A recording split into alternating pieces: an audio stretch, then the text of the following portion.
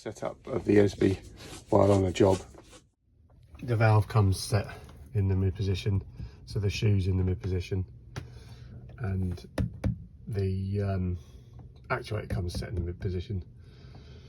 So I'll wire it all up and then turn it on and set hot water to off. This will power into the off position. Right, so now it's powered up. The hot water's up to temperature because we've had it on the immersion. So it's moved clockwise to the off position. So now I turn this to the off position there. So flow in the bottom, and now it can only go around the heating and the hot water is off.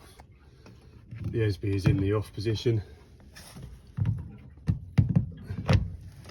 That can go on there like that. Pull that out.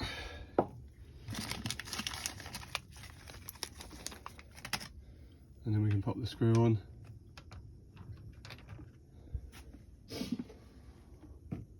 And job done.